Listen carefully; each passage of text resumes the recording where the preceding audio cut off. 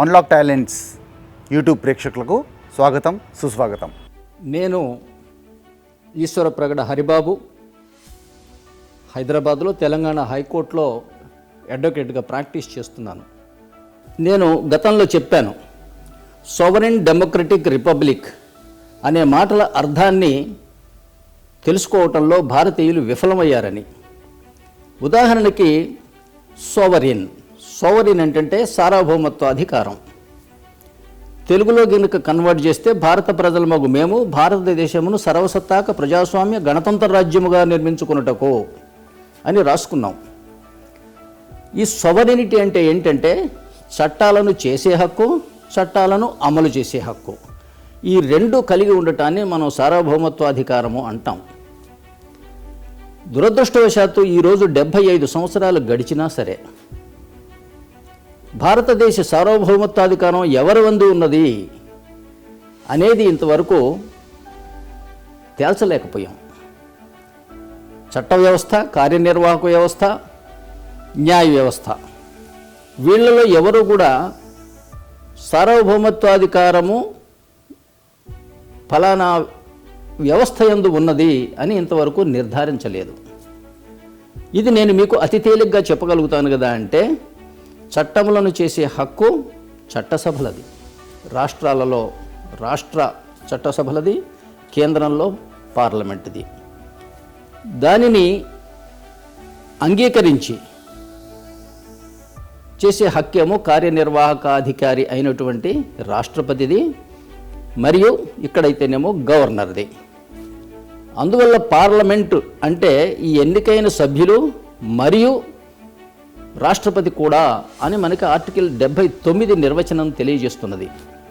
అందువల్ల మనం ఏం అర్థం చేసుకోవాలంటే, భారతదేశ సార్వభౌమత్వాధికారము రాష్ట్రపతితో కూడి ఉన్నటువంటి పార్లమెంటు నందు నిక్షిప్తమై ఉన్నదని మనం అర్థం చేసుకోవాలి. ఇప్పుడు డెమోక్రసీ అంటే ఏమిటో మనం చర్చించుకుందాం. ఎప్పుడైనా సరే చట్టం చేసే హక్కు, అమలు చేసే హక్కు, తీర్పులు చెప్పే హక్కు, మూడు ఒకరి చేతిలోనే ఉంటే అది రాచరిక వ్యవస్థ. హద్దు ఆపు ఉండదు.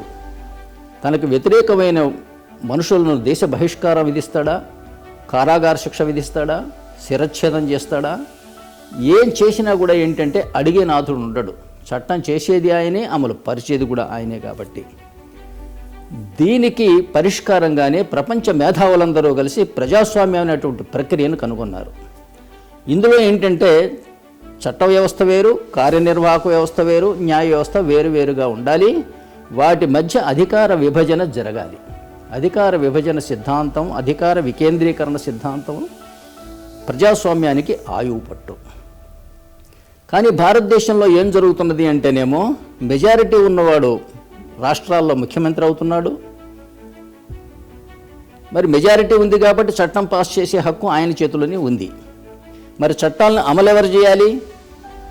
అది కూడా మెజారిటీ ఉంది కాబట్టి నేనే ముఖ్యమంత్రి అవుతానని ముఖ్యమంత్రే దాన్ని అమలు చేసే బాధ్యత కూడా తీసుకుంటున్నాడు.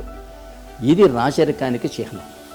తద్వారా ఏంటంటే ఓడిపోయిన ముఖ్యమంత్రిని జైల్లో వేయగలుగుతారు, కార్యకర్తలతోనూ కానిస్టేబుళ్లతోనూ తన్నించగలుగుతారు. వీరి కార్యకర్తలు రాష్ట్రంలో విధ్వంసం సృష్టించగలుగుతారు. వీరిని అసెంబ్లీలోనూ ప్రశ్నించే వాళ్ళు లేడు, మెజారిటీ వీరిదే కాబట్టి. బయట కూడా ఎవరు ప్రశ్నించలేరు. కారణం ఏమిటంటే బయట ఉద్యోగస్తులు వీరికే వత్తాసు పలుకుతారు కాబట్టి. అట్లాగే రాష్ట్ర వనరులను మొత్తం తమ సొంత వ్యక్తుల కోసం, ఎన్నికలకు డబ్బులు ఇచ్చిన వాళ్ళ కోసం క్విడ్ ప్రో క్వో, తద్వారా రాష్ట్ర వనరులను ఇసుక రీచులు కానివ్వండి, కాంట్రాక్టులు కానివ్వండి, మైనింగ్ లైసెన్సులు కానివ్వండి, కాంట్రాక్టులు కానివ్వండి, అన్ని రకాలైనటువంటి రాజకీయ ప్రభుత్వ పదవులు కానివ్వండి, వాళ్ళ మధ్యలోనే పంచుకొని ఈ మెజారిటీ రావటం కోసం ఓటుకు 1000-2000 పెట్టి ఓట్లను కొనుక్కొని, తద్వారా ప్రజాస్వామ్య ప్రక్రియకి భారతదేశంలో విఘాతం జరిగింది. ఇప్పుడున్న వ్యవస్థ అందువల్ల భారతదేశంలో పార్లమెంటరీ ప్రజాస్వామ్యం కాదు కదా, ఇప్పుడున్న వ్యవస్థ ఇది ప్రజాస్వామ్యం కిందకి రాదు. ఈ వీడియో మీకు నచ్చినట్టయితే లైక్, షేర్, సబ్స్క్రైబ్ చేయండి.